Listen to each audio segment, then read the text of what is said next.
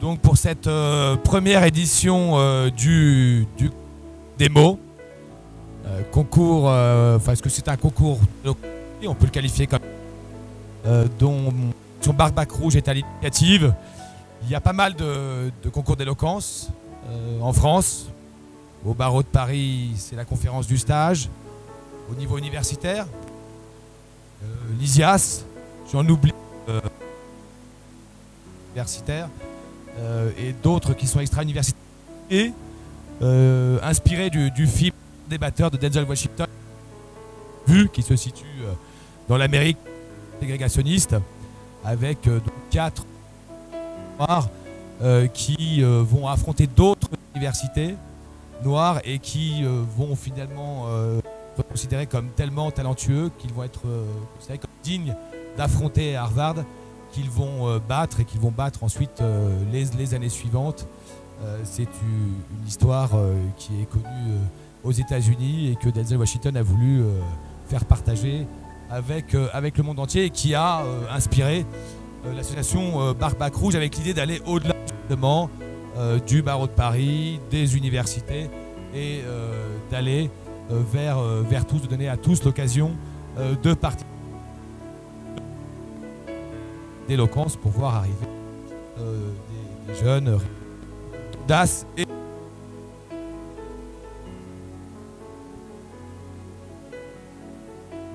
j'ai type ce soir, je sais pas si d'ailleurs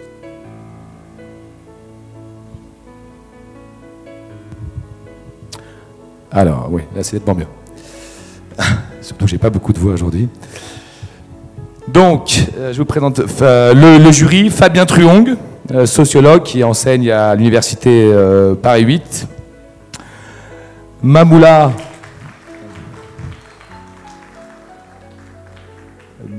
Soumaoro, maître de conférence à l'université de Tours, professeur invité au Bard College aux États-Unis, membre du comité national pour l'histoire et mémoire de l'esclavage, et président de l'association Black History March.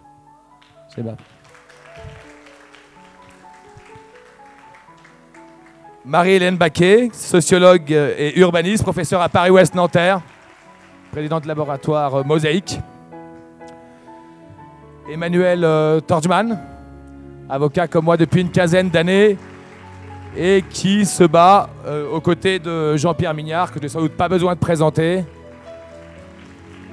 Dont le nom non seulement prestigieux au barreau de Paris, mais est aussi associé au combat en Seine-Saint-Denis et les difficultés que des jeunes ont pu rencontrer avec la police. C'est un des sujets à Villiers-le-Bel et à Clichy.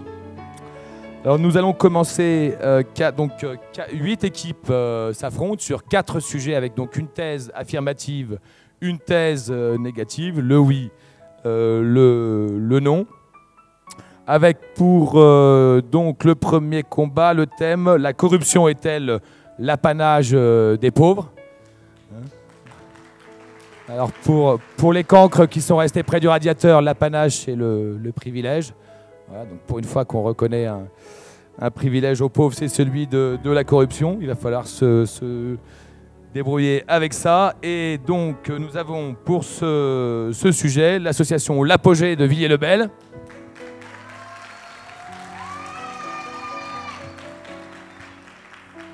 Avec une équipe jeune, une équipe du 109, Benjamin Laforge, 15 ans, s'il me permet de dire un nom. Voilà, qui voudrait devenir réalisateur dans le hobby et le cinéma, la photo. Sarah Durand, 17 ans, elle aussi passionnée de cinéma et de documentaire, qui va être reporter d'images. Chekna Vagué, 15 ans lui aussi. Et lui aussi veut être réalisateur. Donc on a là une équipe de cinéma. Et pour l'équipe, donc pour le nom, l'équipe de Hoche, de Pantin.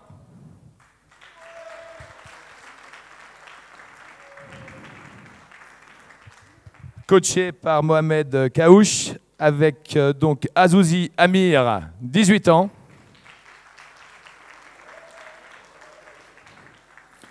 David Mansfield, 18 ans aussi, je crois.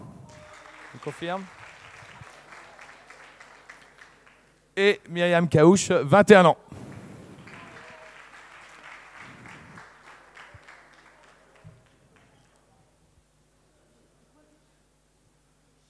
Donc on commence avec le oui, l'équipe L'Apogée.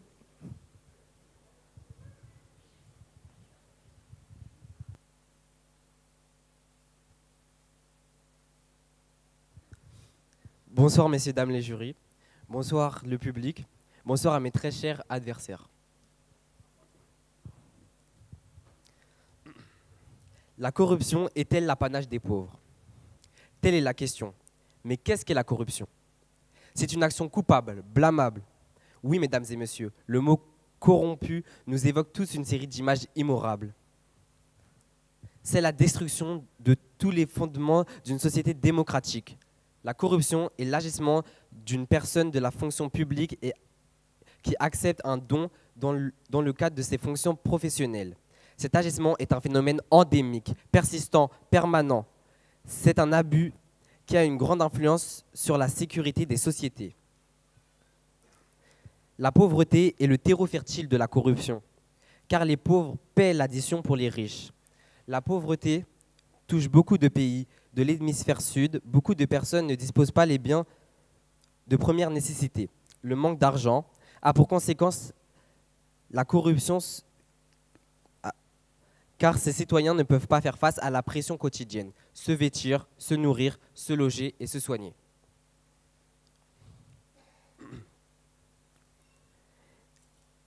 Ils font face à la frustration permanente des lendemains incertains. D'après la Banque mondiale, près de 3 millions de personnes dans le monde vivent avec moins de 1 dollar par jour. J'ai bien dit 1 dollar par jour. Tous ces points les prédisposent à moraliser la corruption parce qu'ils doivent faire face à la médiocrité de leurs revenus. De plus, on voit que les pays les plus pauvres sont les plus corrompus. Donc, cela confirme encore plus mes arguments. Et de ce fait, la corruption est l'apanage des pauvres. Je vous le dis et je vous le redis, la corruption est l'apanage des pauvres.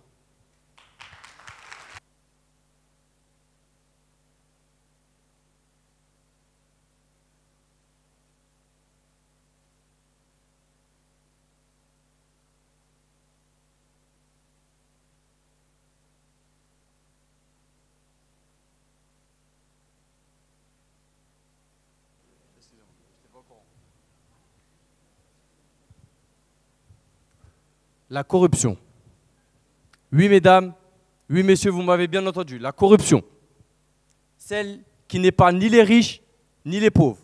Car aujourd'hui, dans toute société moderne qui doit faire face aux difficultés de développement ou de survie, est confrontée à la corruption.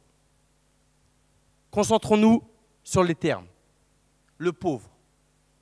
Je ne parle pas uniquement du clochard ou du sans-abri que vous avez croisé au bout de la rue, ni de celui qui utilisera mon chapeau pour faire la manche.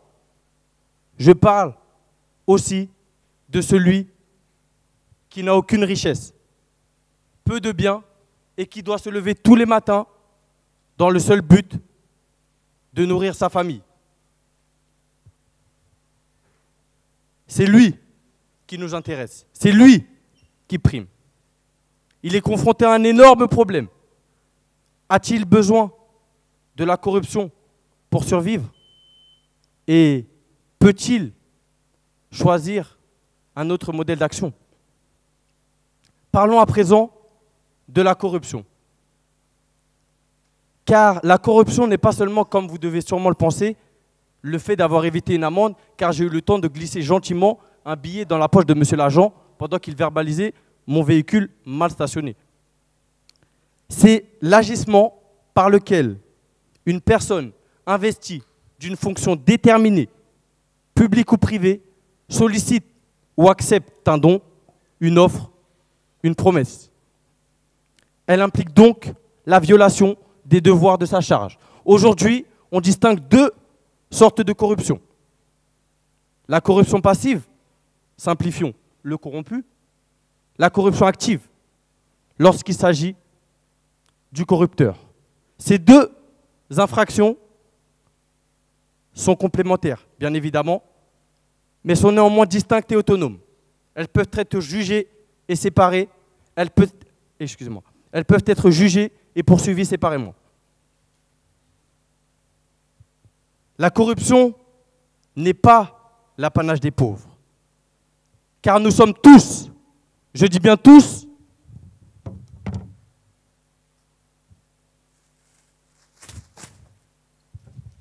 dans le même sac. Qui n'a jamais été corrompu?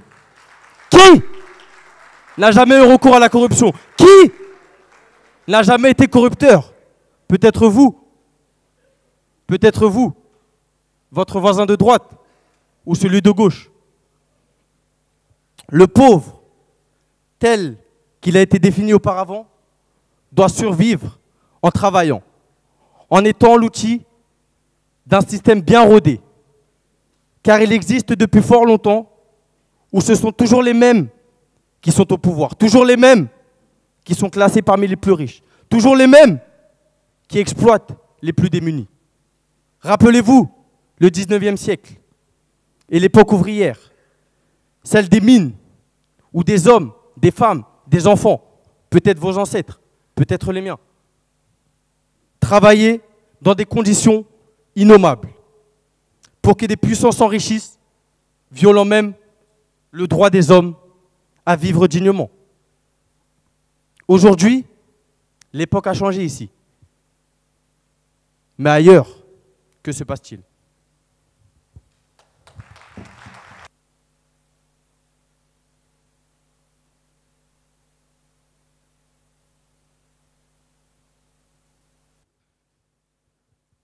Selon nos adversaires, la corruption ne serait pas l'apanage des pauvres.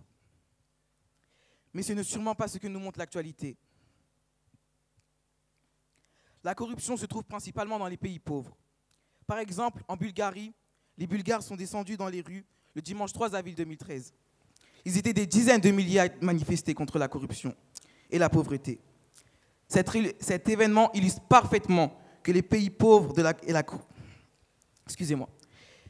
Cet événement illustre parfaitement que dans les pays pauvres, la corruption est un fait présent dans leur vie quotidienne et insupportable. La corruption est-elle l'apanage des pauvres? Oui, la corruption est l'apanage des pauvres. Les pauvres doivent répondre aux normes de référence publiques dans une société appétitive. Pour un ménage pauvre, un pot de vin exigé par un officier de police peut signifier que la famille ne pourra pas assurer les frais de scolarité de ses enfants ou qu'elle ne pourra pas assurer sa survie. En Côte d'Ivoire, la corruption règne dans toutes les administrations publiques. Toutes les administrations publiques. C'est un frein à la satisfaction des besoins de la population. En privant les populations à l'accès aux soins, à l'hygiène, à l'éducation, la corruption s'attaque à la dignité humaine. C'est la dignité humaine elle-même qui en est affectée. Ceci n'est-il pas scandaleux? Dans certains pays d'Amérique latine, comme le Mexique, la corruption policière est un acte banal.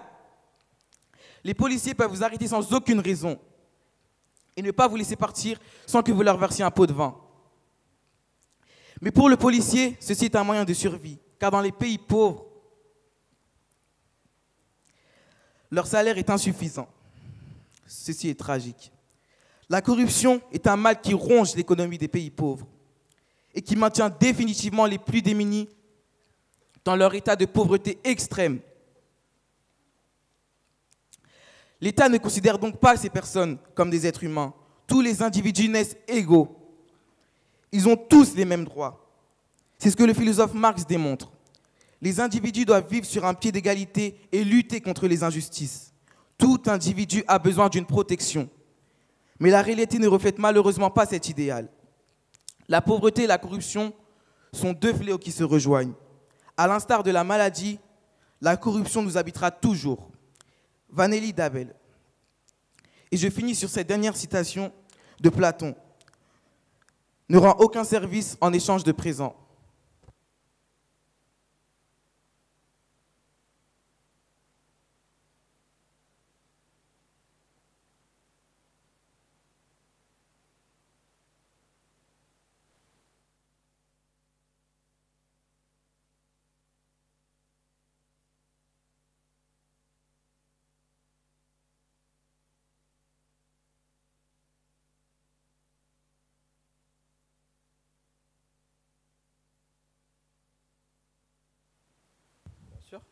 Nous vivons dans un système où la corruption fait office de paysage ancré dans les mœurs de notre douce République. La corruption, bien qu'elle soit un sujet tabou, s'exerce dans tout, j'ai bien dit tous les domaines de notre société.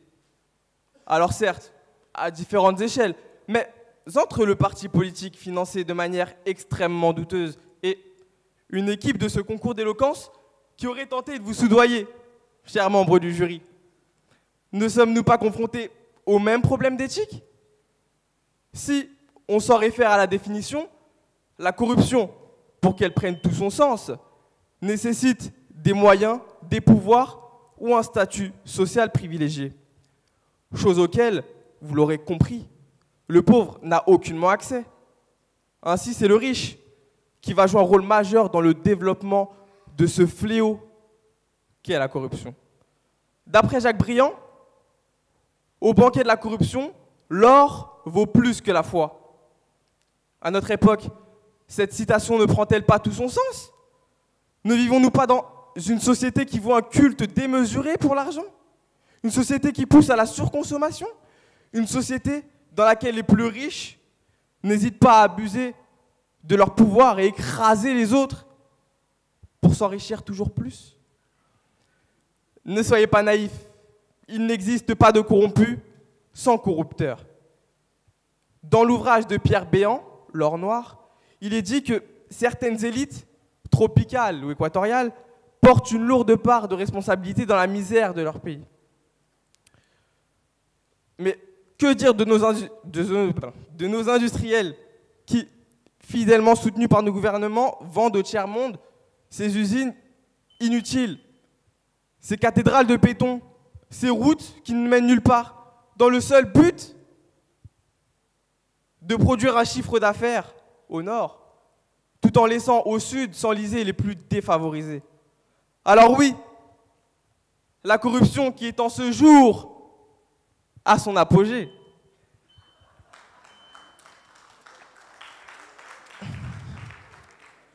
La corruption qui est en ce jour à son apogée est bien l'apanage des pauvres, mais celui des pauvres d'esprit. Celui des personnes qui ne jugent pas le travail primordial et qui usent de leur influence, de leur pouvoir pour obtenir des postes qui nécessitent un certain niveau d'études. Dans le Père Goriot, Honoré de Balzac, affirme que la corruption est en force, le talent est rare. Ainsi, la corruption est l'arme de la médiocrité qui abonde et vous en sentirez partout la pointe. Cette dernière reflète à merveille l'état d'esprit dans lequel la plupart des hommes fortunés corrompus tendent à être. Pour la corruption, la différence entre le pauvre et le riche, ce n'est pas seulement le combat pour des valeurs de justice, d'égalité ou de dignité. Non, mesdames et messieurs, c'est aussi le combat des mots.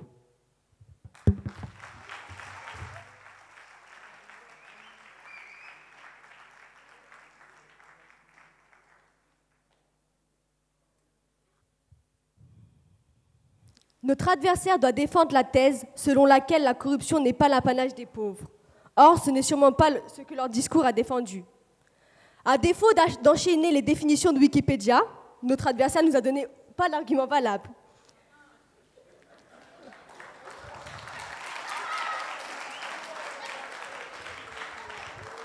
Dans l'édition prochaine, nous enseignerons à nos adversaires comment débattre.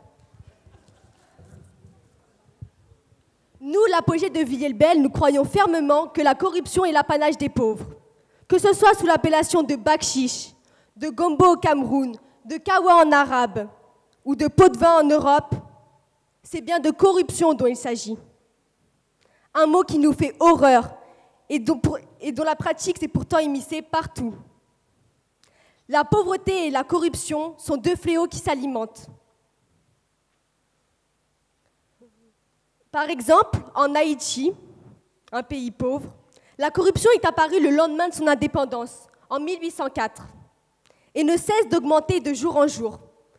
Les inégalités s'accroissent et la population en souffre. La corruption est l'ennemi du développement social et économique. La pauvreté est une cause abandonnée. Après tout, la corruption est aussi vieille que le gouvernement lui-même. La corruption est l'apanage des pauvres, car chacun veut accéder à ses rêves. Ce qui est humain après tout.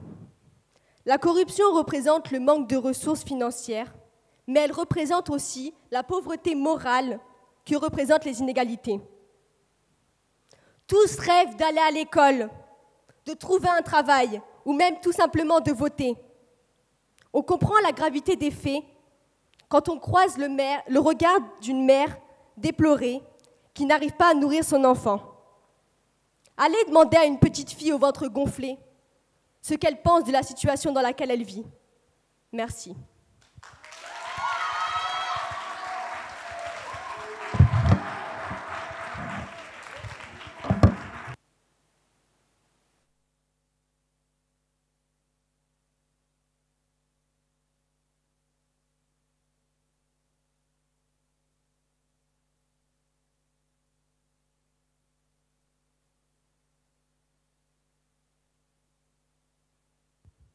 Nous avons tous ici, je crois, bien entendu vos arguments.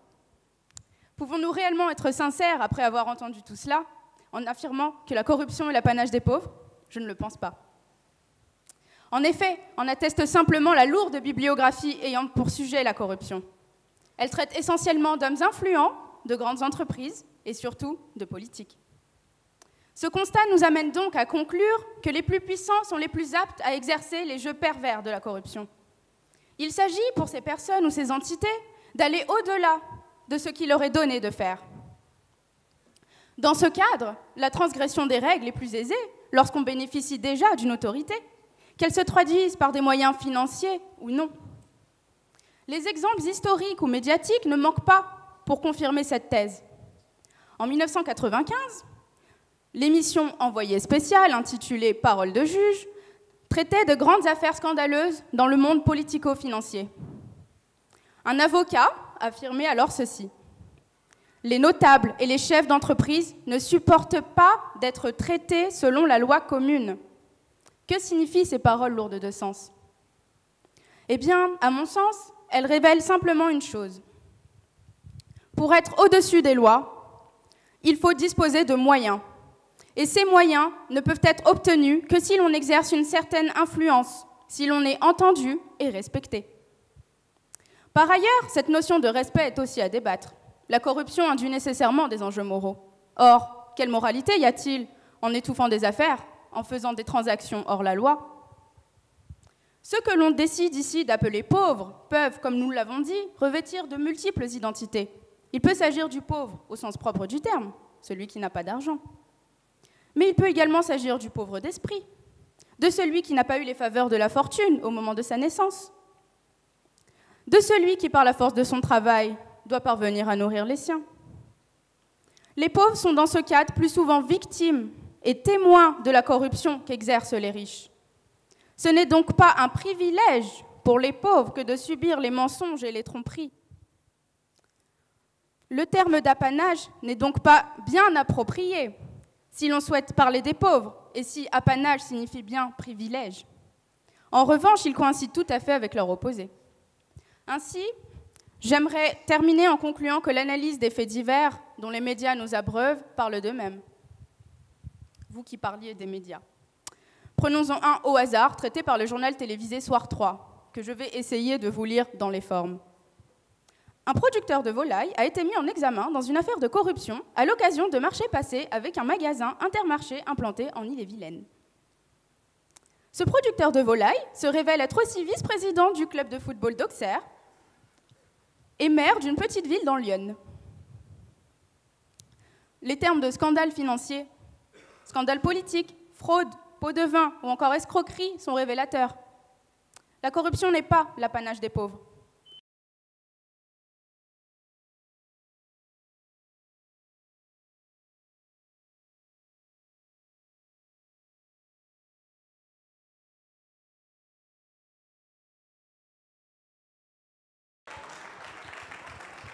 Alors, deuxième thème, deuxième combat. Les contenus scolaires sont-ils toujours adaptés? Faut-il oublier Vercingétorix et les Gaulois? Faire pénétrer dans les cours d'autres personnages, des histoires occultées? Pour ce thème, donc s'affrontent l'OMJA Aubervilliers, l'Office municipal de la jeunesse d'Aubervilliers, dirigé par Diaby Doucouré, à l'initiative d'un festival qui prend de l'ampleur chaque année, qui est Génération Court. Mais je n'ai pas les noms des candidats de l'OMJA, donc ils se présenteront quand ils seront sur scène. Contre Miroir, Épinay-sur-Seine, voilà, qui est une école gratuite de formation d'acteurs, de réalisateurs et d'auteurs issus de la diversité culturelle, comme on dit, et des quartiers populaires, avec Mirella Torvik, Nasser Bessala et Vladimir Zongo. Mesdames, Mesdemoiselles, Messieurs, bonsoir. Merci d'être présents avec nous. Notre objectif lors de cette discussion est de répondre à une problématique, à savoir, les contenus scolaires sont-ils toujours adaptés? Mon équipe et moi-même défendrons la thèse affirmative. La loi 11-696 du 28 mars 1882, à l'initiative de Jules Ferry, qui était à l'époque ministre de l'Instruction, a rendu l'enseignement obligatoire en France. Mais qu'est-ce que l'enseignement? L'enseignement tend à viser la transmission par l'enseignant de connaissances à un élève. Pour structurer la transmission dans le cadre scolaire, des programmes sont définis. Ils sont établis par des experts qui sont sous l'autorité d'un inspecteur qui a lui-même été nommé par le ministre de l'Éducation. Et seul ce dernier validera ou non ces contenus. Ces contenus définissent les connaissances essentielles et les méthodes qui doivent être acquises dans chaque cycle par les élèves. Ils constituent également le cadre national au sein duquel les enseignants organisent leurs cours tout en prenant en compte les rythmes d'apprentissage de chaque élève.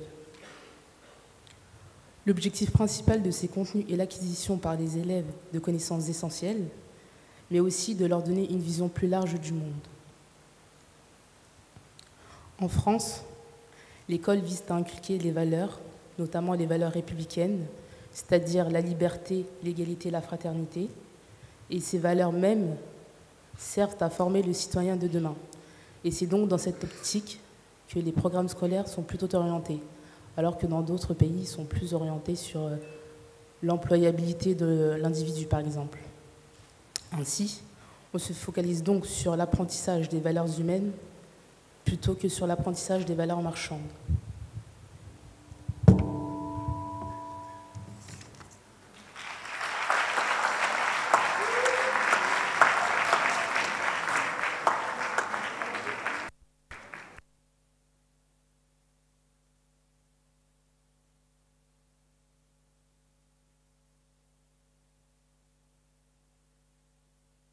Bonsoir tout le monde. Bonsoir. J'ai décidé de faire sans micro. Les contenus scolaires sont-ils toujours adaptés? Contenu, ce qui est à l'intérieur de quelque chose. Scolaire, qui concerne l'école et son enseignement. École, établissement dans lequel on donne un enseignement général de façon collective. Contenu scolaire, ce qui est enseigné dans un établissement sous forme de matière générale de façon collective. Toujours, c'est-à-dire sans cesse. Adapter, c'est ajuster une chose à une autre. Les contenus scolaires sont-ils toujours adaptés? Cette question est posée au présent de l'indicatif. Reformulons la question. De nos jours, ce qui est enseigné dans les établissements français, sous forme de matière générale, de façon collective, est-il sans cesse ajusté? Ajusté à nos élèves? Ajusté à notre époque? Ajusté à quelle fréquence? Pour découvrir la liaison entre les 3 points qui seront abordés lors de l'argumentation du non, écoutez, sentez, voyez l'arborescence que nous avons établie. Élaboration des programmes. Contenu scolaire. Contenant pédagogique, manuel scolaire, informatique, contenant oratoire. Merci.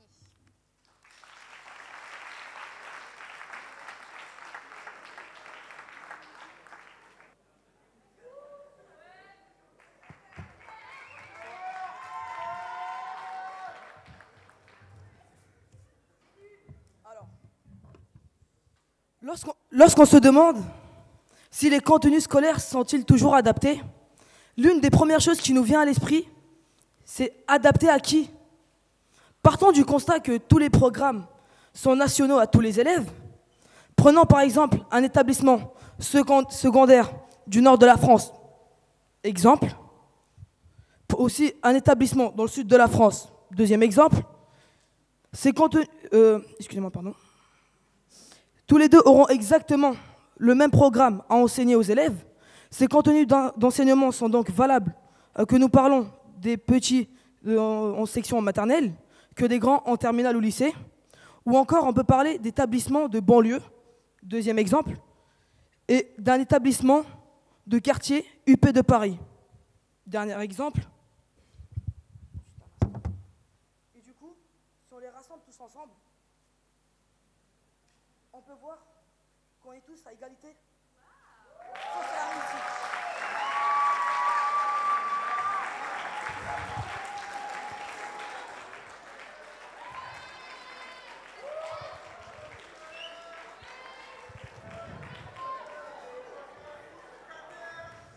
Ici, la problématique est de savoir s'il n'était pas adapté,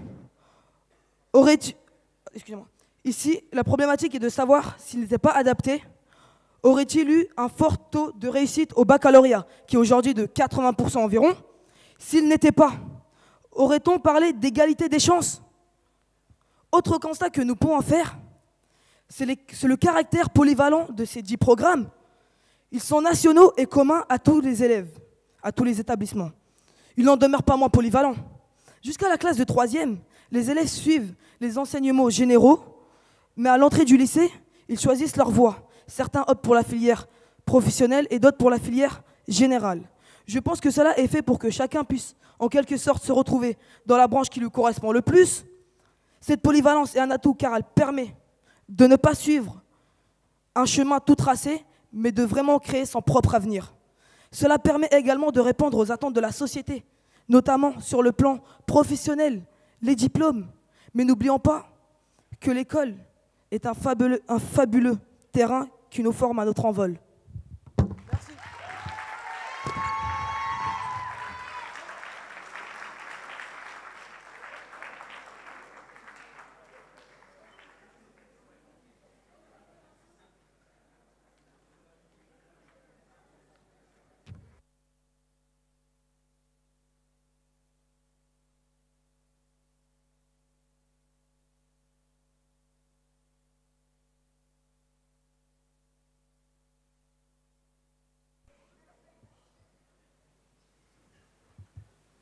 Avant 1989, les programmes scolaires étaient rédigés par de petits groupes, de manière élitiste.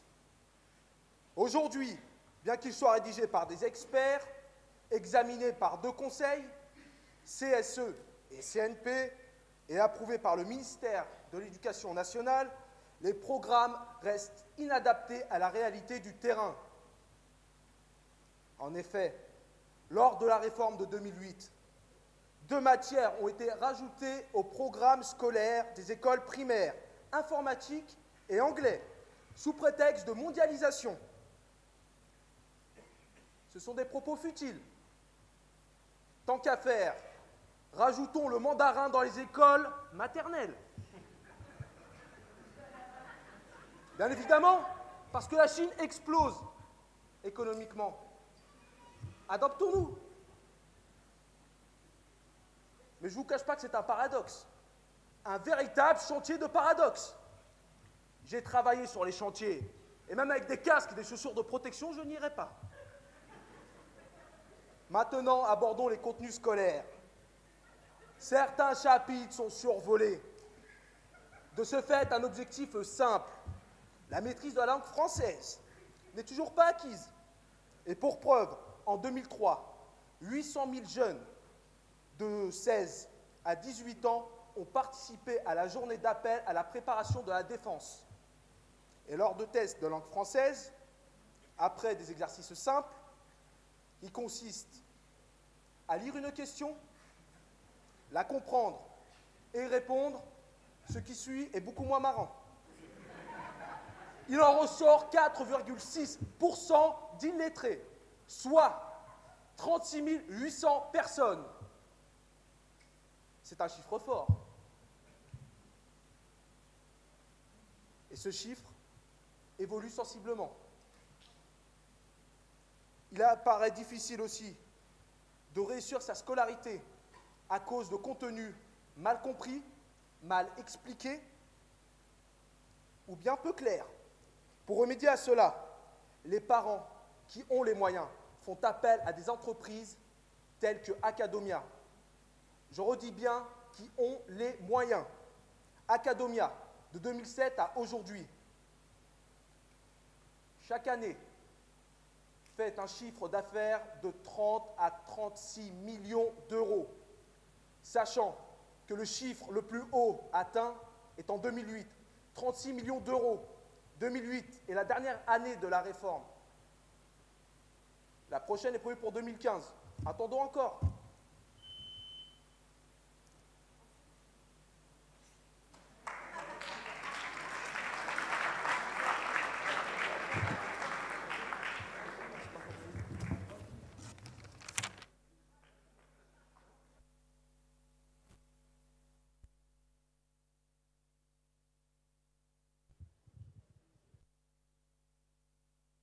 Au terme de notre discussion, et nous réaffirmons notre position, à savoir que oui, les contenus scolaires sont toujours adaptés. Comme vous l'ont expliqué mes compères précédemment, les contenus scolaires sont identiques à tous et permettent ainsi d'accéder à la réussite scolaire. Certes, comme vous l'avez dit, peut-être que les contenus scolaires ne sont pas adaptés à la réalité du terrain. Cependant, comme ils vous l'ont expliqué, la France est un pays qui souhaite orienter ses cours pour former le citoyen de demain. Donc si vous voulez ajouter le mandarin, ils choisiraient le mandarin, sauf que ce n'est pas leur objectif. Bon. Les contenus scolaires, comme je vous l'ai dit, sont identiques à tous. Pour preuve, la loi d'orientation du 10 juillet 1989, stipulant que l'objectif à atteindre dans les années à venir était de mener à 80% l'ensemble d'une classe d'âge au niveau du baccalauréat. Cette loi s'était inscrite dans un contexte de démocratisation scolaire afin d'entrer dans la thématique de la réussite pour tous. Cet objectif est quasiment atteint aujourd'hui puisqu'on recense près de 78% des candidats d'une même génération au niveau du baccalauréat et plus de 80% des élèves sortant du système scolaire sortent avec leur diplôme en poche. Ce qui signifie que les cours communs à tous permettent d'accéder à la réussite scolaire et accrédite de ce fait les réformes mises en place par le gouvernement. D'autre part, la mise en place de différentes filières après le brevet, comme le bac général, le bac professionnel créé en 1985 ou encore le CAP ou le BEP, sont des programmes adaptés selon la spécialisation choisie et, in fine, ces différentes filières permettent de répondre aux attentes de la société d'aujourd'hui. Pour terminer et pour en revenir à ce qu'a dit ma camarade précédemment, la France est un pays qui souhaite véhiculer des valeurs humaines et c'est dans ce sens que sont orientés les contenus d'enseignement. Le gouvernement confirme d'ailleurs nos dires avec la mise en place très prochaine du cours sur la morale laïque. En effet, la mise en place de ce cours prévu pour 2015 et qui sera dispensé de la maternelle au lycée aurait pour but principal d'enseigner et de faire partager les valeurs de la République, en inculquant donc aux élèves des notions de morale universelle telles que le vivre ensemble ou encore l'égalité homme-femme, en insistant sur le principe de la laïcité. Donc oui, pour répondre très clairement à la problématique donnée, les contenus scolaires communs à tous sont toujours adaptés car ils essayent d'allier les exigences de la société avec celles des hommes. Merci.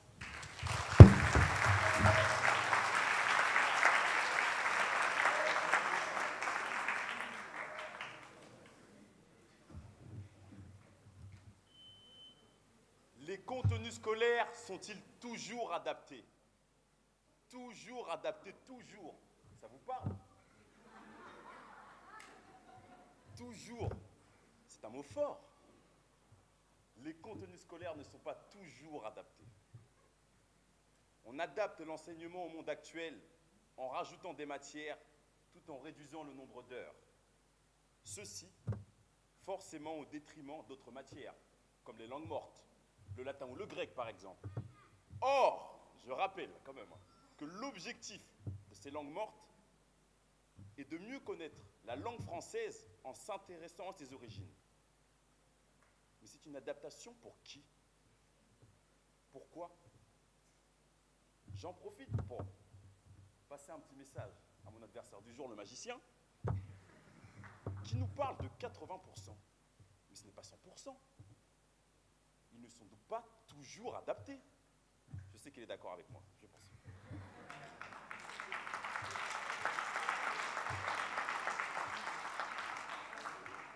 Je vais vous dire, à force d'adaptation, les nombreuses réformes ont atténué les difficultés, repoussé des notions importantes, supprimé les bases du par cœur, immuables et indispensables pour les matières comme les mathématiques, le français, les langues, supprimer des heures de cours.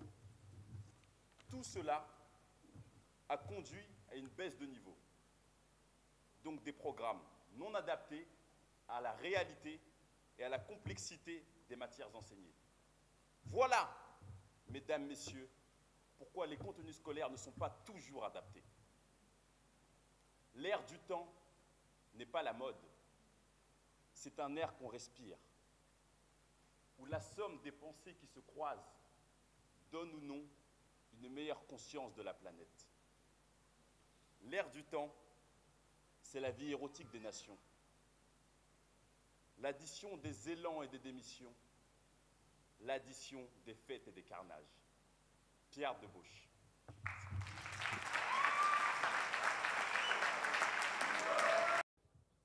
Ils vont s'affronter Sevran avec l'association ID.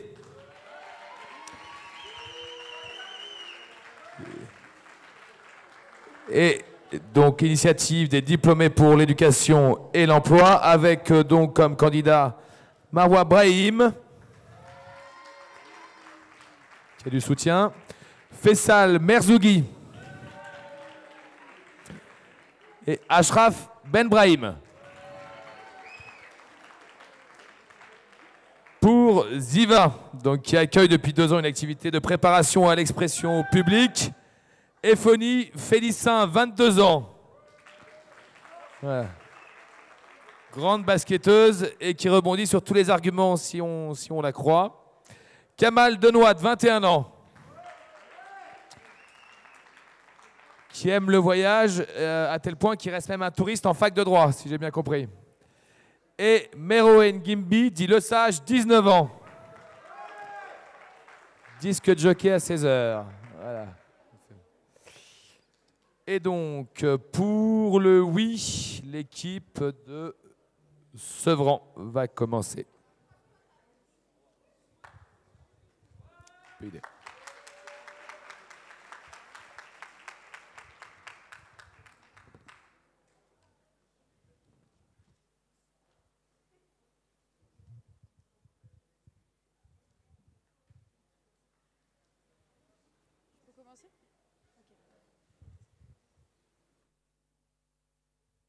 Mesdames, Messieurs les membres du jury, cher auditoire, chers contradicteurs, permettez-moi de vous dire que nous sommes convaincus qu'il existe une justice à deux vitesses. Oui, il existe une justice à deux vitesses. La théorie qu'on nous vend est totalement idéaliste.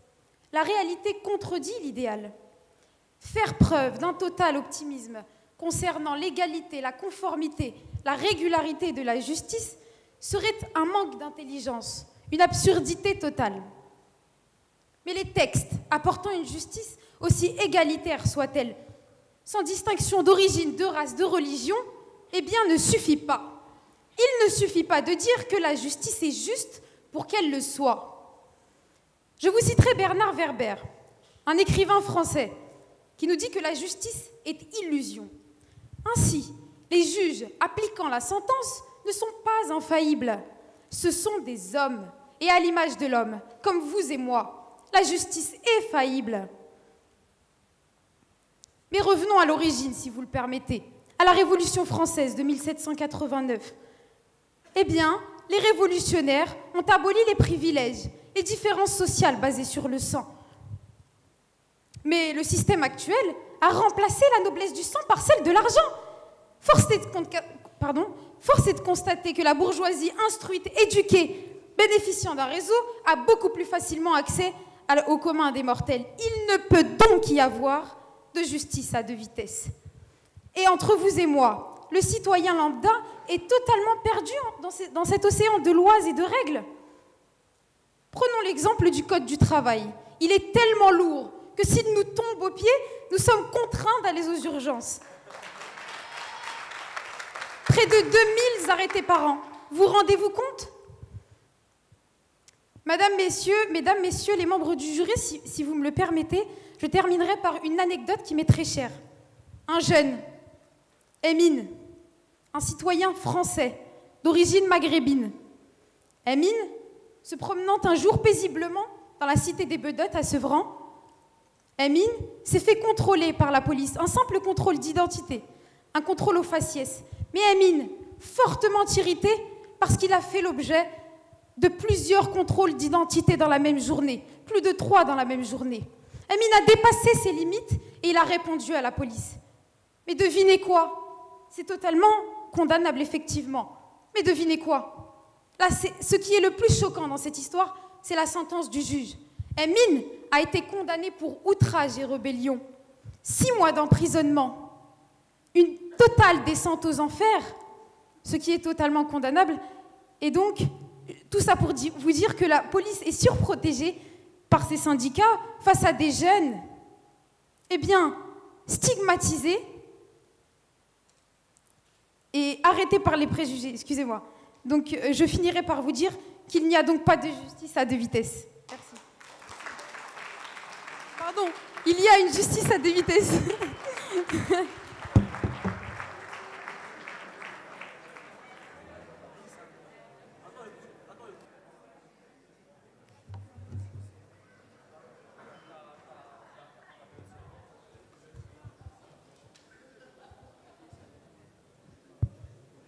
Je vais juste...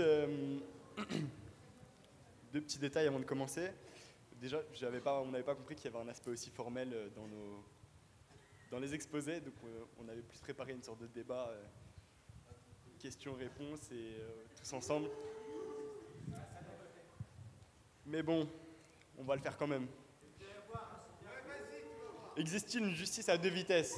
Non. Bon, déjà, je suis étudiant en droit, donc à partir de là, je vais avoir du mal à défendre le point de vue inverse. Qui n'a jamais entendu dire que la justice est injuste? Qui n'a jamais entendu dire qu'il n'existait pas d'injustice? C'est des faits qui sont démontrés. Je vais essayer de ne pas enfoncer de porte ouverte aujourd'hui, parce que ce serait trop facile. Je vais essayer de ne pas parler de banalité, même si c'est difficile, parce que le sujet s'y prête. Mais c'est l'idée.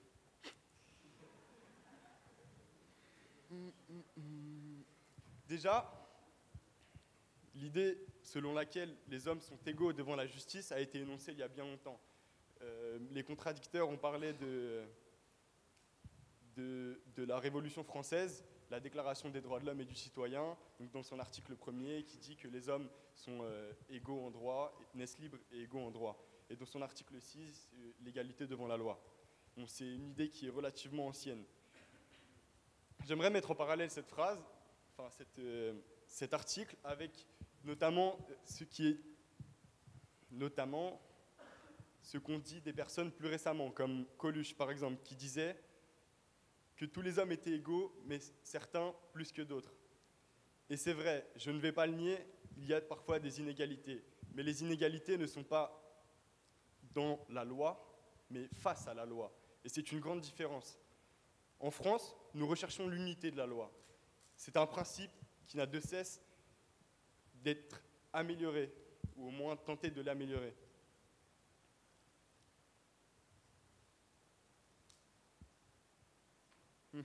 Bon, je vais vous définir ce que c'est la justice. Déjà, ça va être plus simple. Puisqu'on parle de justice depuis tout à l'heure, mais personne n'a pris le temps de la définir, il me semble que ça me semble pertinent. La justice, qu'est-ce que c'est? Il y a trois définitions qu'on peut donner à la justice. La justice morale, le bien, le mal, ce qui est bon, ce qui est mauvais, tout le monde connaît ça. Ça dépend de la culture, ça dépend de l'environnement dans lequel on a grandi, chacun a sa propre morale. Il y a la justice légale, la légalité, c'est l'ensemble des textes, des lois, c'est la définition juridique de la justice, les textes, ce que nous respectons aujourd'hui, ce que la société a accepté de respecter. Et il y a enfin la définition matérielle de la justice, qui est l'ensemble des institutions juridiques. Par institution, j'entends les juges, les avocats, la police, la magistrature, etc. Bon, sur ce, je vais laisser la parole à mes collègues.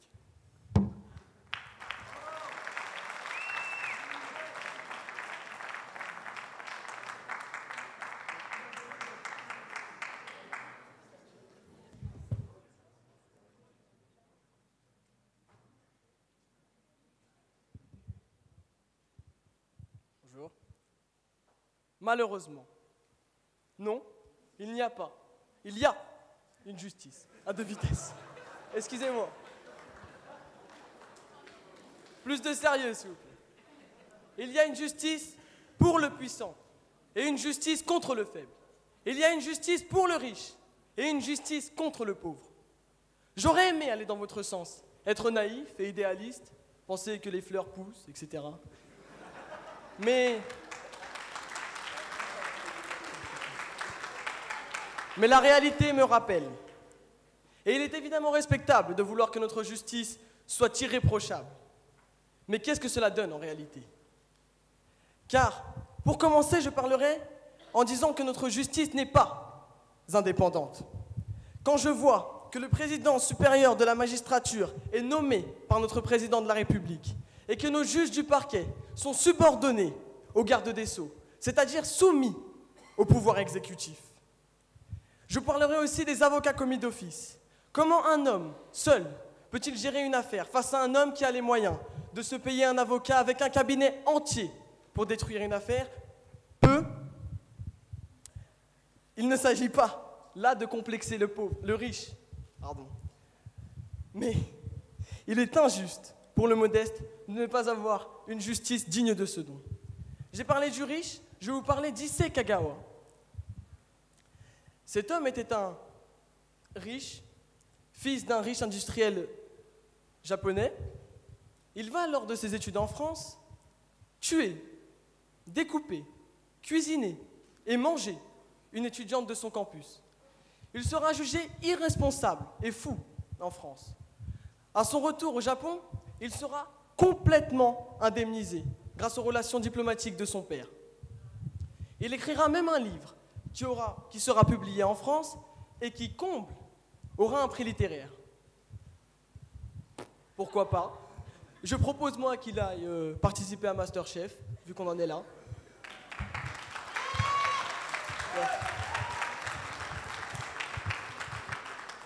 Si j'ai parlé des diplomaties, je peux tout aussi bien vous parler des statuts de nos élus.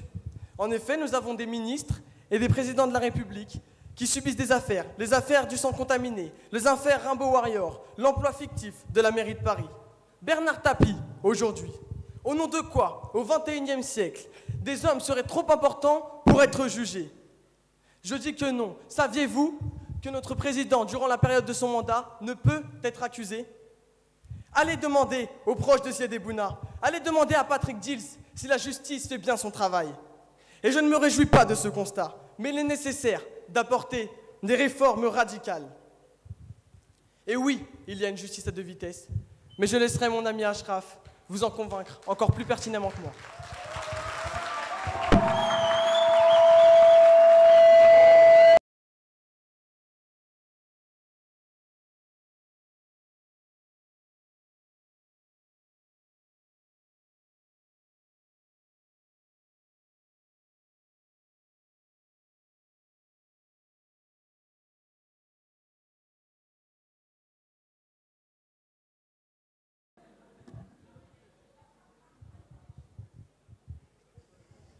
Donc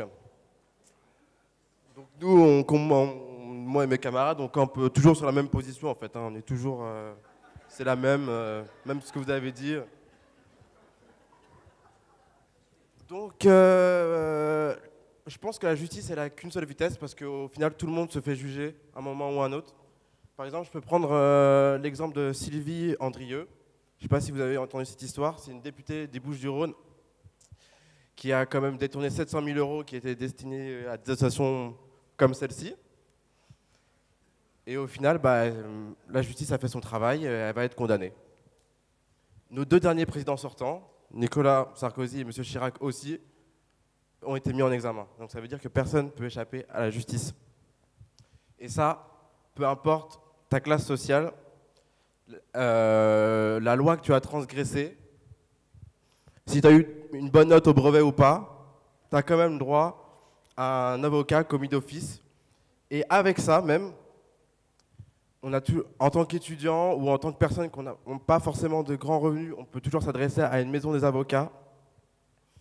On a une aide juridictionnelle qui peut nous permettre d'avoir justement un avocat, comme j'ai dit précédemment.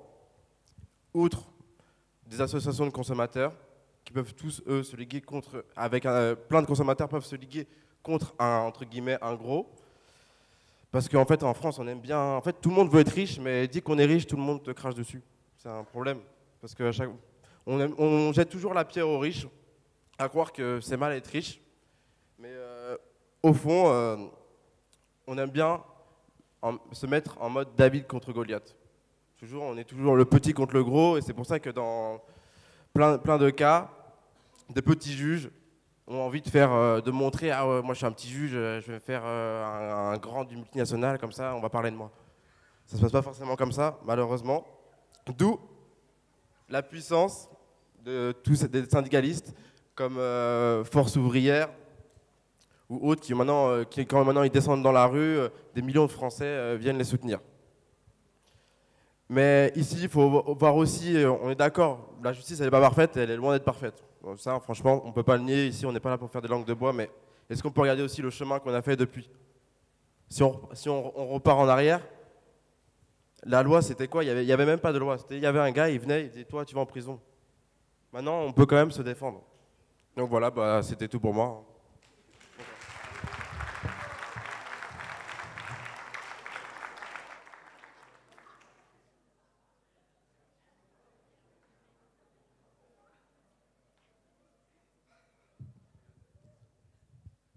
Bonsoir à tous.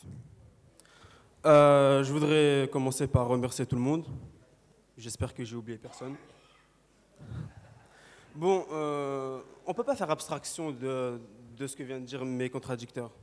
Parce qu'il a commencé par dire que regardez ce qu'on a fait depuis la Révolution, etc. Mais la pensée égalitaire, c'est de ne pas s'arrêter à ce qu'on a fait, ne pas regarder dans le rétro, c'est regarder droit devant, c'est regarder si on peut encore aller plus loin. Et ce n'est pas le cas malheureusement. Donc la justice, c'est la clé de voûte sociétale de notre société. Alors bien sûr, on peut dire qu'elle a fait des progrès, mais je pense que Faisal vous a largement démontré que les progrès qui ont été faits sont largement superficiels. Et je fais allusion particulièrement au budget, puisque les mots rigueur, austérité, en ce moment, sont dans toutes les bouches. Est-ce que vous savez qu'Eurostat et la Commission européenne pointent du doigt justement la paupérisation de la justice française? 10,7% des juges de siège pour 100 000 habitants. Moyenne européenne, 29,4%. 32,5% des personnels non-juges pour le même chiffre d'affaires, pour le même chiffre d'habitants. 61,5% pour l'Europe. Donc, un budget de seulement 7 milliards, en baisse de 3%, et une réforme dans la carte judiciaire à venir, et on espère une meilleure justice. C'est pas sérieux, enfin. On se dirige simplement vers la ruine de notre système judiciaire.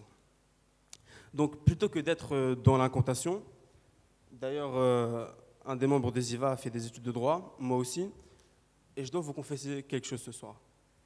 Pareil que lui, moi aussi, lorsqu'on m'apprend le droit, tout est merveilleux, tout est au mieux dans le meilleur des mondes possibles. Mais en faisant mes recherches, en regardant ce qu'il y a dans la pratique, on s'aperçoit que c'est superficiel.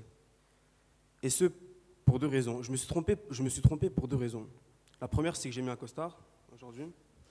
Et la deuxième, c'est que, comme l'a dit Faisal, la justice est le bras armé de celui qui arrive à l'acheter, tout simplement. Donc, plutôt que d'être dans l'incantation où ça c'est mauvais, ça c'est pas bien, moi je vais proposer des solutions. Fin de l'austérité, augmentation de 21% du budget, fin de l'immunité parlementaire, révision de l'article 68. Et pour conclure, je finirai par insister sur le fait que si la justice doit en finir avec cette faiblesse qui est de réserver aux puissants des délicatesses et caresses, elle doit être une forteresse, exclure la bassesse. Être à l'écoute de celui qui est en détresse, mais sans pour autant tomber dans la mollesse. Agir sans faiblesse, assumer les erreurs du passé qu'elle confesse. Voilà pour moi la définition d'une justice synonyme de sagesse. Merci de m'avoir écouté.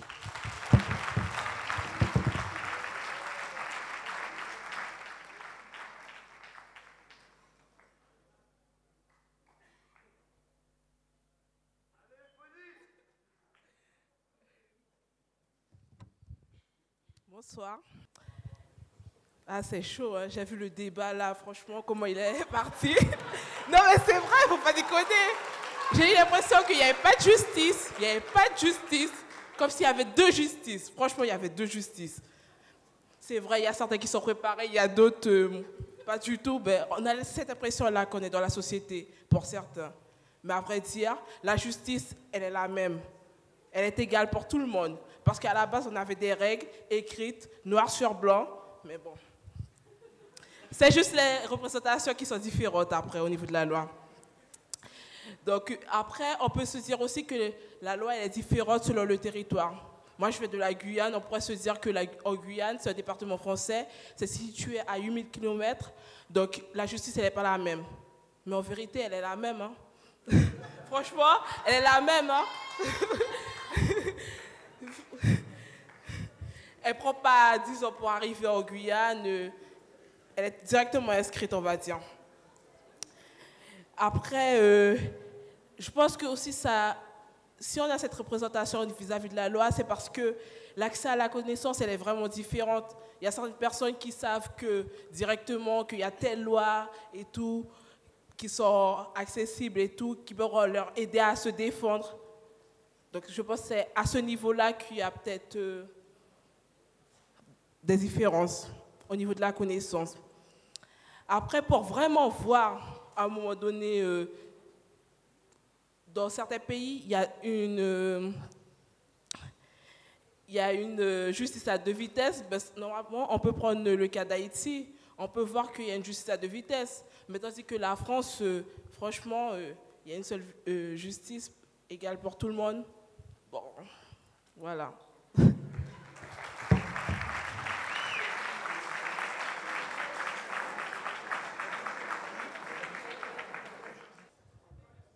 Merci donc à Sevran et Nanterre, Idée, Ziva.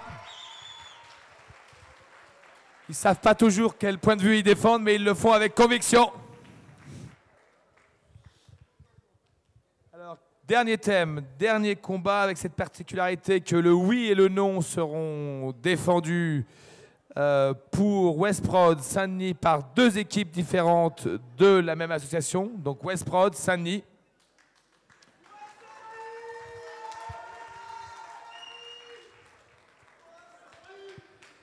Et quartier dans le monde, Orly. Si le représentant, je n'ai pas les noms des candidats d'Orly. Donc, c'est cela. Merci. Donc, pour Westprod, Saint-Denis, alors, défendront le oui. Arthur Bravo. Zawa Megezel. Chloé Pulis. Pour le nom, Sidi Mohamed. Pas beaucoup d'amis. Kodou Diouf.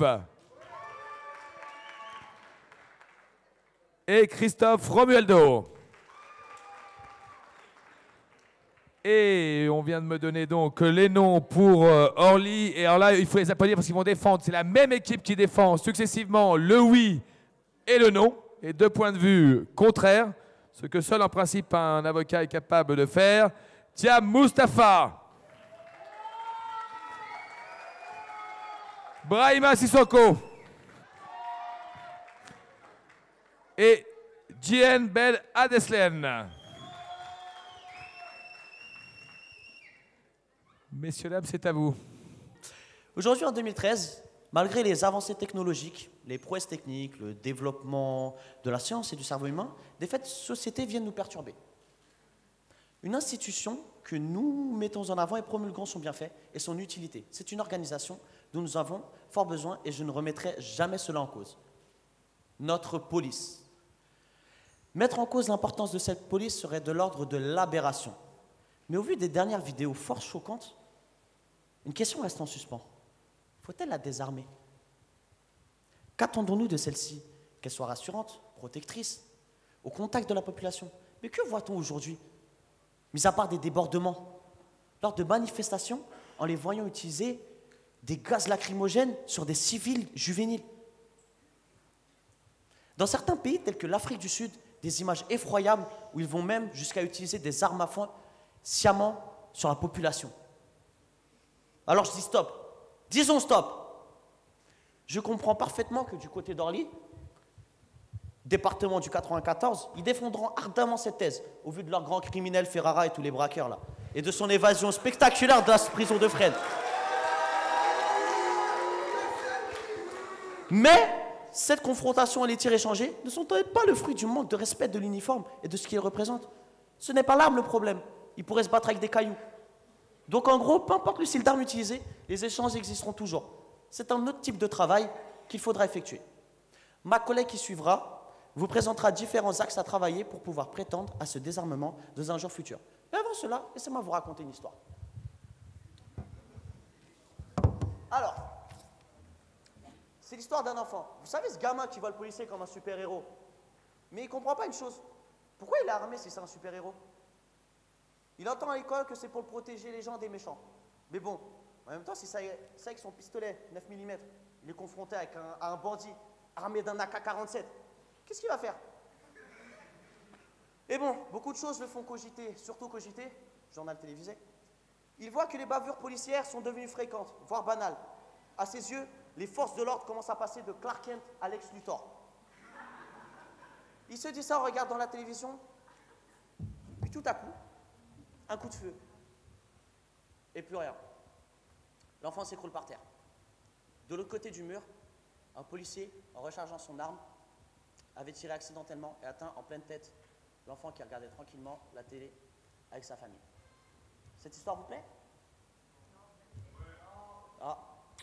C'est celle du petit Ibrahima, 6 ans, tué dans sa maison dans le 19e arrondissement de Paris le 26 juin 2004 par l'ex-gardien de la paix Jean-Baptiste Magne. À vous de juger maintenant.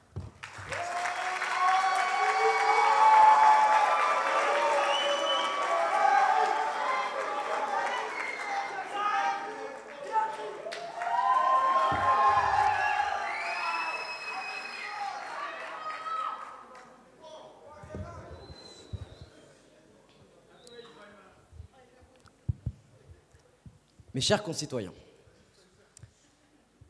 désarmer la police. Comment même peut-on se poser cette question? La Déclaration des droits de l'homme et du citoyen du 26 août 1789 prévoit l'institution de la force publique et celle-ci a valeur constitutionnelle. Article 12, je cite, « La garantie des droits de l'homme et du citoyen nécessite une force publique. Cette force est donc instituée pour l'avantage de tous et non pour l'utilité particulière de ceux auxquels elle est confiée. Sachant qu'il existe une menace à la vie et à la sécurité des responsables de l'application des lois. » C'est bien d'une menace pour la société dont on parle. C'est bien que si bien que l'agent de la paix doit posséder les outils nécessaires à la défense des citoyens, mais aussi à la défense de sa personne. Le mot arme résonne sordidement ce soir dans cette salle. L'arme nous fait peur, mais nous ne pouvons évoquer l'arme de manière simpliste et infantile. Pas de fantasme. Dans la police, elle n'est utilisée que dans des situations ultra minoritaires et sporadiques. C'est l'exception et non la règle. Rappelez-vous il y a quelques jours, lorsque sous prétexte de fêter la victoire d'une équipe de foot, une horde de voyous a envahi Paris. Une seule arme à feu a-t-elle été utilisée?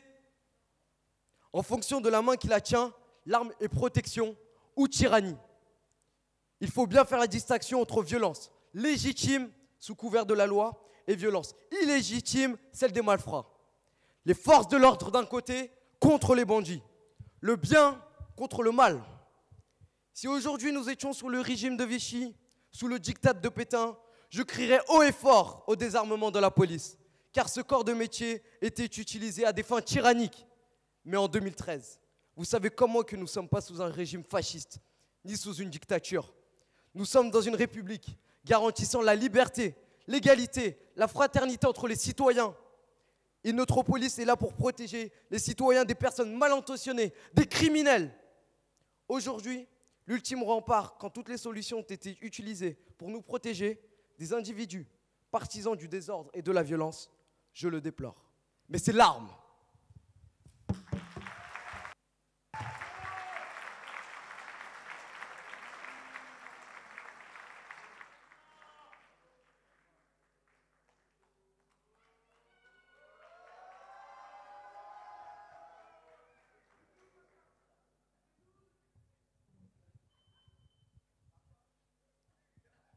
Comme mon collègue a pu l'introduire, nous sommes pour le désarmement de la police aujourd'hui en France.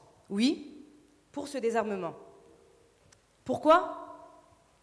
Forcément, c'est une des questions que vous devez immédiatement vous poser. On pourrait nous dire que l'arme du policier est là pour protéger les citoyens et dissuader ceux qui seraient tentés d'enfreindre la loi? D'accord. Nous pensons que le policier peut exercer ses missions sans cette arme, et nous allons vous prouver cela. Donc, le policier serait là pour nous protéger. Comment peut-on alors expliquer que dans de nombreux cas, les policiers ont utilisé leurs armes à des fins pas du tout protectrices? Macaulay Mbolé. Ce nom vous dit quelque chose? Je ne pense pas. Un mineur de 17 ans, interpellé pour un vol de cigarettes, abattu à bout portant au commissariat du 18e arrondissement. Pour un vol de cigarettes, rendez-vous-en bien compte. Ou encore, Virginie Baruel, une étudiante de 19 ans, tasée à mort à Lyon, lors d'une manifestation. Les armes, au départ, étaient mises à la disposition des policiers pour nous protéger, vous et moi. Mais ces exemples nous invitent à penser, mes collègues et moi, que ces armes ne nous protègent absolument pas. La peur peut parfois guider le policier, et ainsi, il peut agir à des fins meurtrières. Le désarmement ne pourra donc être qu'un gage de sécurité pour nous tous. Prenons le cas d'un pays voisin. Nous voilà au Royaume-Uni. Le Royaume-Uni où les patrouilles de rue ne sont pas armées. Et sachez-le bien, la population est fière de cette particularité. Au niveau des policiers, un quart seulement souhaiterait porter le fusil.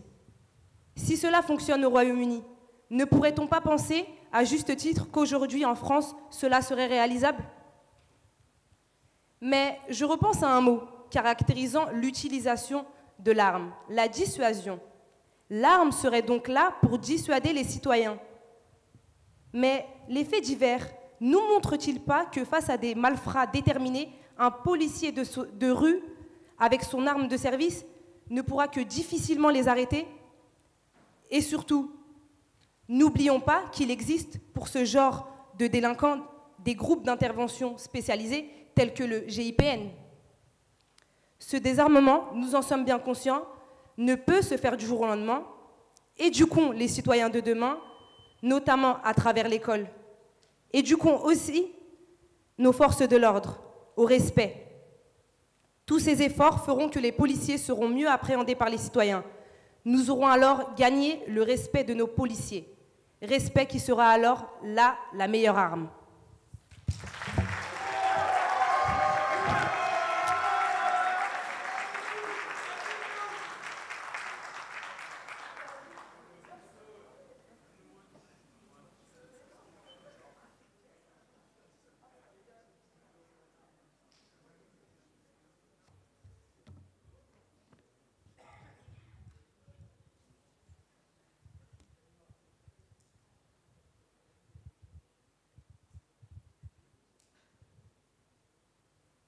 L'équipe adverse était vertuée à essayer de défendre une généralité via des exemples isolés.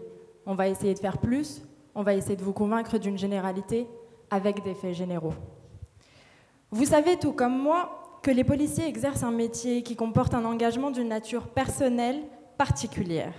Que vous soyez avocat ou instituteur, fonctionnaire ou libéraux, jamais, au grand jamais, vous n'allez travailler en craignant de mourir sous les balles pendant l'exercice de vos fonctions. C'est pourtant la crainte justifiée de nos policiers aujourd'hui. Ils risquent quotidiennement des blessures graves, voire mortelles, dans l'exercice de leurs fonctions.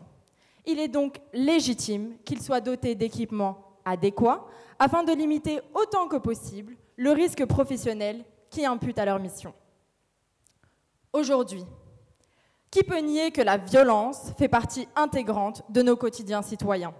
Pire, celle-ci est de plus en plus mortelle. De vols effectués au 9 mm, au braquage surarmé, la montée de l'insécurité est une triste réalité dont il faut se prémunir. Et oui, nos policiers risquent d'être confrontés à chaque instant à des individus armés comme sur un front de guerre et de devoir vous protéger, vous, citoyens, contre ces mêmes personnes. Ils font conforter les forces de l'ordre et non les affaiblir. Et ici même, l'arme est là pour protéger d'abord, dissuader ensuite. Il n'est plus à prouver que l'arme est une nécessité technique dont l'usage est strictement encadré par la loi. Son utilisation se fonde sur les règles de la légitime défense prévues par l'article 122.5 du Code pénal. Vous pouvez vérifier. Et s'il y a manquement, puisque l'erreur est humaine, des procédures appropriées de rapport et d'enquête sont ouvertes et ordonnées. La triste réalité, mesdames et messieurs, c'est que chaque année, des policiers trouvent la mort en service. Ce sont nos victimes du devoir. Et 3 millions. 3 millions, c'est le nombre d'interventions en moyenne en France chaque année, contre, entendez bien, 212 plaintes. Faisons le calcul. Cela représente environ 0,008% en comptant des plaintes non fondées. Cette arme, donc, ils ne l'utilisent que quand c'est absolument inévitable, que ce soit pour protéger des vies humaines ou pour se protéger eux-mêmes. Cela est-il répréhensible ou compréhensible? Sachez aussi que la plupart des fonctionnaires de police n'utiliseront jamais leur arme de service de toute leur carrière, et certains ne la sortiront même pas de son étui. Pourtant, il existe en France aujourd'hui des zones de non-droit, des endroits où les conditions de travail sont particulièrement difficiles. Et croyez-moi, quand on est flic, travailler à Marseille ou ici même dans le 9-3, c'est bien plus que du dévouement. La société a bien changé et elle est de plus en plus dangereuse. Alors oui, l'arme est une assurance vie pour ces policiers, et l'admettre n'est aujourd'hui pas une honte. On ne peut plus faire porter tous les problèmes de la société à nos policiers. On ne peut plus les sacrifier. Mais avant tout, c'est pour nous protéger qu'ils risquent leur vie tous les jours. Alors ça, mesdames et messieurs, je vous prierai de ne pas l'oublier.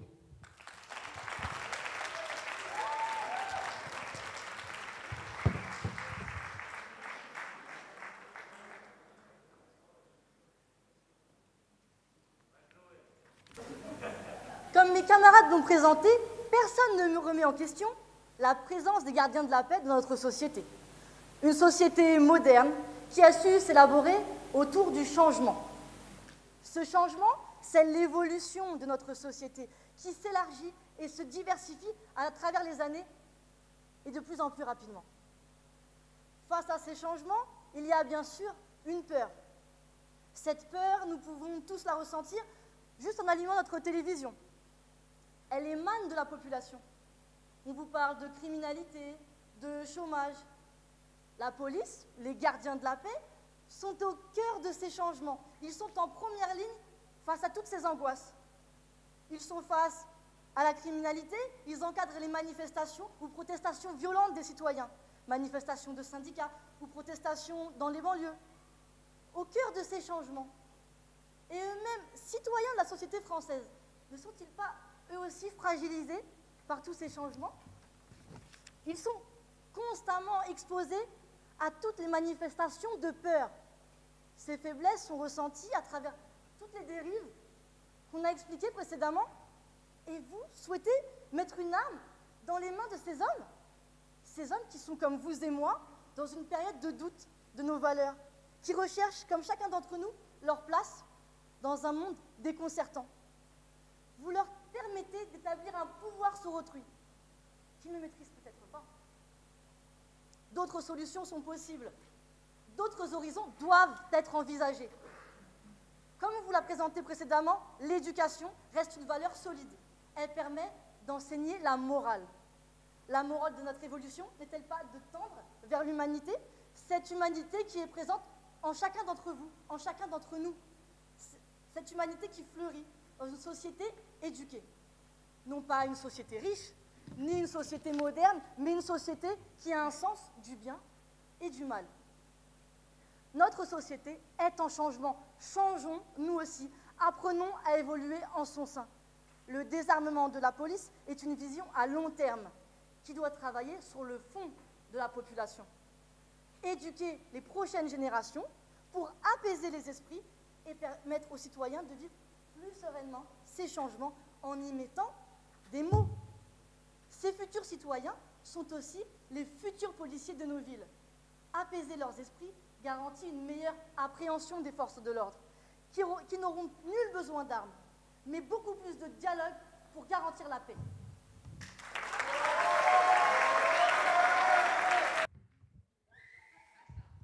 Mali, janvier 2013. Commandant Isidore, les terroristes arrivent. Chargez, pointez, tirez. Pas, touille. Mais ça ne marche pas. Appelez l'armée française.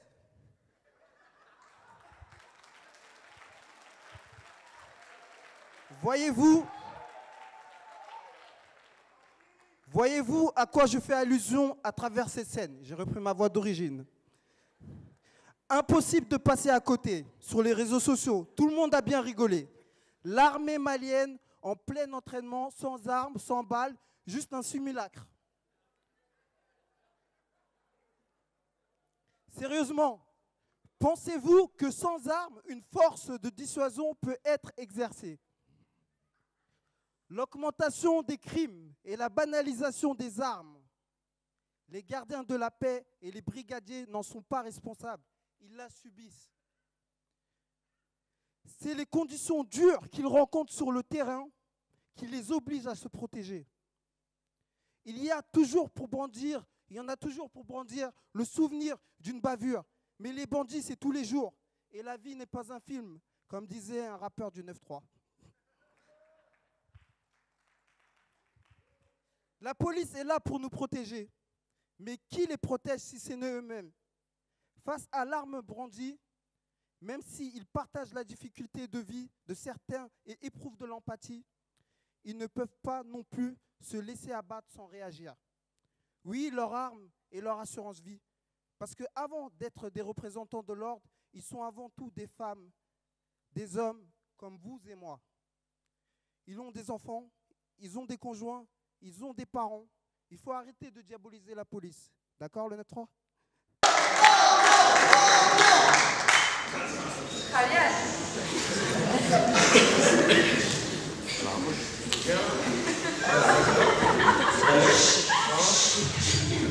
Allô. Mesdames, Messieurs, bonsoir.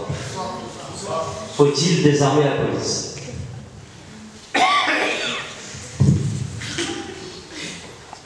Vous attendez quoi, là? Le mot de la fin? Eh bien, vous savez, j'ai fait un rêve. Je voulais devenir riche, changer de vie.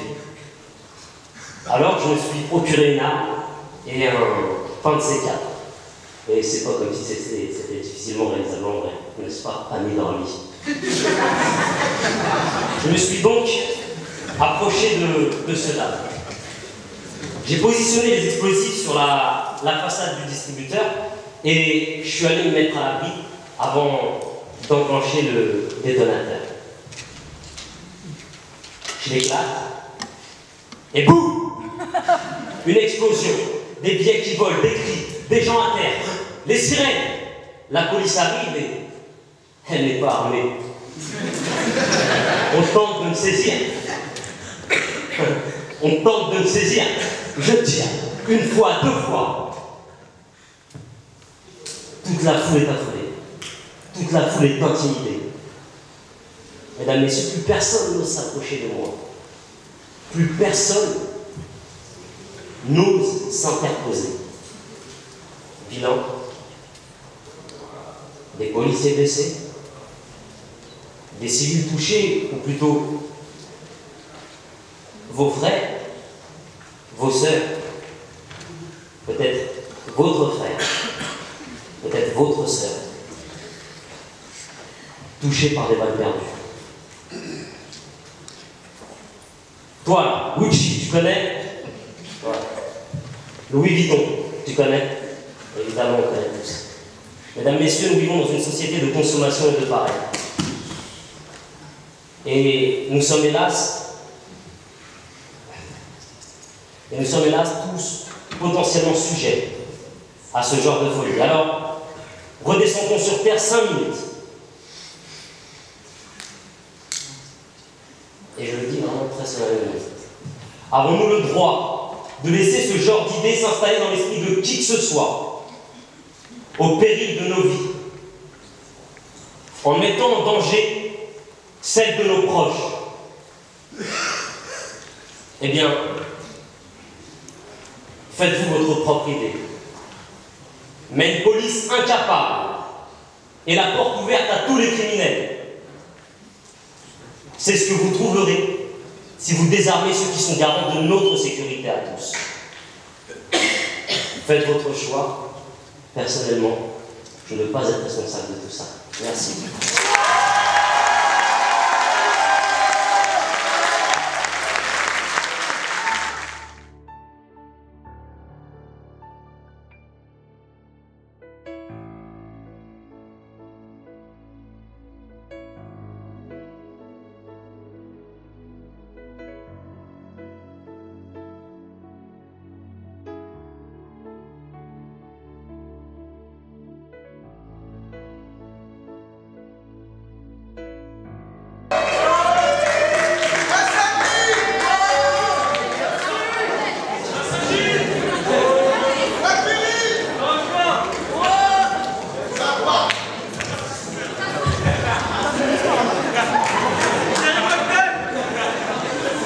Le jeu est encore en train de délibérer. Ah oui, il est là. Ah oui, il est là. Il est là. Ah, vous êtes là. C'est parfait.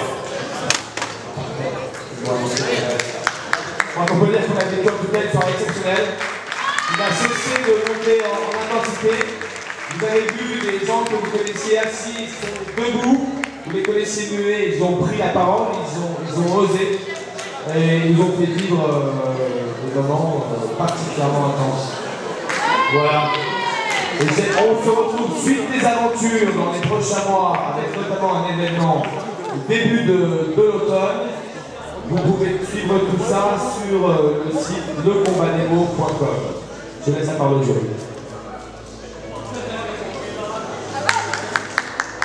Bien, on voudrait d'abord vraiment tous vous féliciter parce qu'on a été, à vrai dire, bluffés par la qualité de ce débat, par la qualité à la fois de l'argumentation, la qualité de la présentation. Et donc on a eu des difficultés à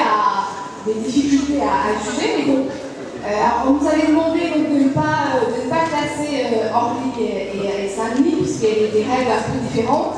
Donc le lauréat du concours est Épinay-sur-Seine.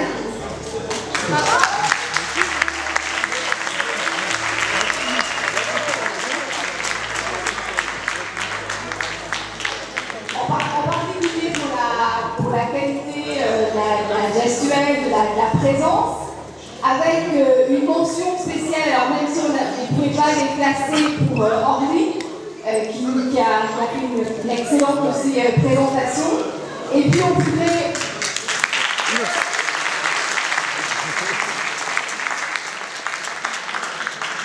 aussi donner un prix d'encouragement à Pantin-Hoche pour en particulier le travail de fond et la qualité de l'argumentation qui a été présentée. Donc bravo aussi à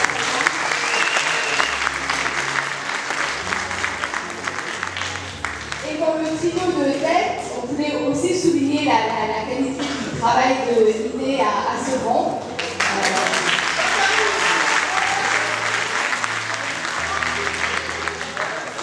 Encore une fois, la qualité et vraiment l'enthousiasme de l'ensemble des équipes. Donc on a très envie de recommencer ce concours pour l'année prochaine, enfin pour l'année universitaire des spectacles qui commencera en septembre. On va relancer un concours et vraiment il y a eu un excellent travail. Je ne trouve plus de mots pour le qualifier, mais qui nous a vraiment tous étonnés et vraiment félicitations pour ce travail. On a eu beaucoup de plaisir à vous écouter.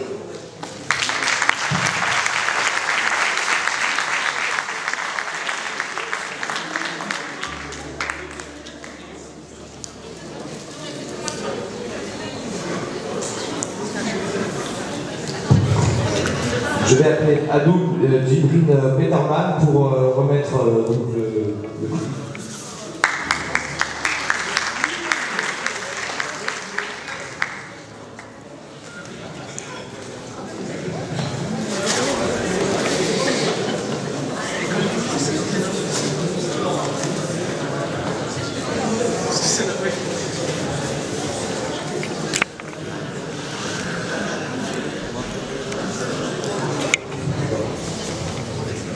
Donc on me demande de bien le vainqueur. Donc il n'y a pas de gagnant, on a fait de classement, mais pour que ce soit bien clair, le vainqueur c'est Épinay, c'est l'équipe d'Épinay.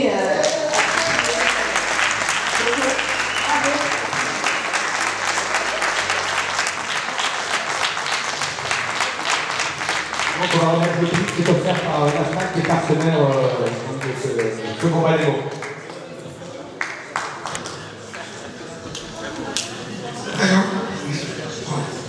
La FNAC était partenaire de cet événement. Karim Dami, le directeur régional de la FNAC, qui a beaucoup d'affection pour le département, s'est beaucoup battu au niveau de la FNAC et espère pouvoir reproduire le partenariat sur les événements suivants. Et sur l'événement suivant, il m'a confirmé tout à l'heure au téléphone, parce qu'il est actuellement à Bordeaux, son excuse, il m'a confirmé qu'il se tiendra l'événement sur la suite. Et que ce sera la direction communication de la FNAC qui donnera d'autres dotations plus importantes sur le prochain événement.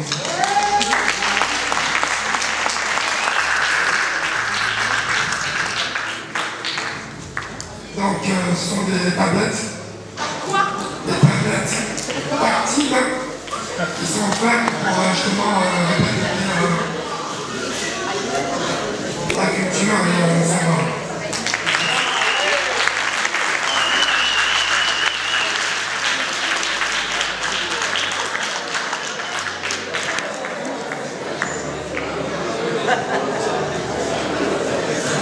Merci à tous et on va remercier, vous pouvez rester, hein, c'est comme à la fin d'un film, ou regarder le générique, on va remercier Marie-Hélène Baquet,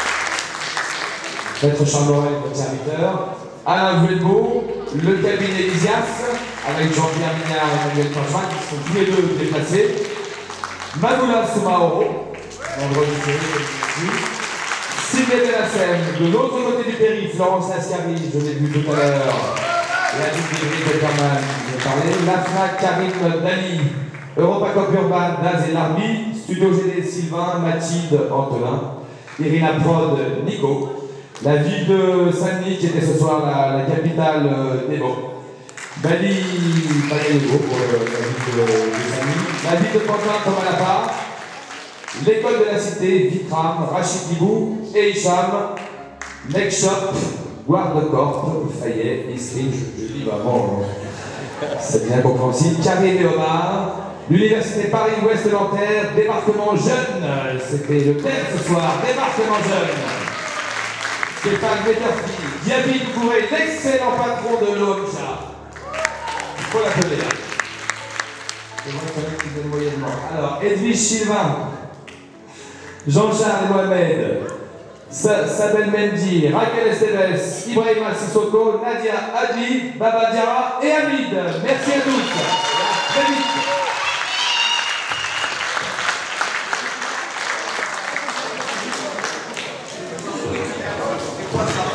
Je me fais engueuler en plus. Donc évidemment, vous avez entendu, on a dit leur nom toute la soirée, la session West-Road de Saint-Denis, la session Quartier dans le monde d'Orly, la session L'Apogée de Ville-Belle, l'Orgue de Hoche de Pantin, l'Obja d'Aubervilliers avec l'excellent Diaby de Corée.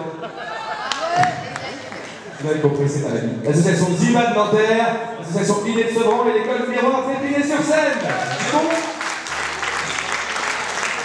Et évidemment, l'énorme, l'immense bif. On est resté caché. Naïf Tibet. Allez, prochaine.